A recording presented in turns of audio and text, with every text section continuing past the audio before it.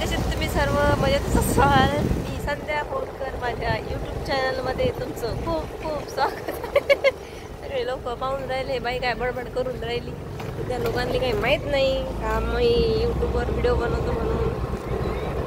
तर आम्ही चाललो व्हिडिओ काढण्यासाठी. खूप दिवस झाले, खूप दिवसानंतर श्रद्धा आली व्हिडिओ काढण्यासाठी. कारण की मलाही वेळ नव्हता, तिलाही वेळ नव्हता. ते कॉम्प्युटर क्लासेस शिकवायला जाते आणि मी घरचे कामं करून आणि हे करतच सगळा टाईम जात होता. आणि व्हिडिओ पण काय चालू नाही राहिले, घरातले व्हिडिओ जास्त त्याच्यामुळे. म्हणून मग आम्ही चाललो होतो दूर व्हिडिओ काढायला. आधीच संध्याकाळ झाली ना. काय रे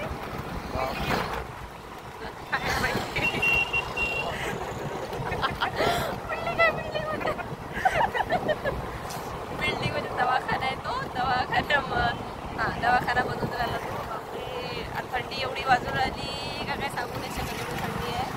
तर आता आम्ही दूर नाही जात, कारण की आधी सूर्य मावळत आलेला आहे. एखादा व्हिडिओ निघणार जास्तीत जास्त.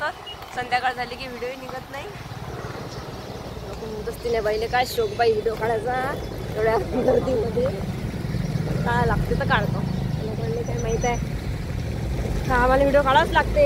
आम्ही काय करतो काही नाही, आमच्या फॉलोअर्सला माहीत तर पडलं पाहिजे. लाईव्ह आहे तर लाईव्ह नाही आहे, मी ब्लॉग शूट करून राहिली यूट्यूबसाठी थोडासा. तू आली होती त्या दिवशी लाईव्ह यूट्यूबवर. किती मेसेज केले, एक रिप्लाय नाही दिला. मी ना हाय म्हटलं, परत तो मेसेज नाही दिसला. ते प्राजक्ता ते द्यायचे दिसले होते. ते रोज येते माहिती आहे, किती वेळपर्यंत थांबते ते माझ्यासोबत लाईव्ह. आज येतो, आज रात्री येते लाईव्ह.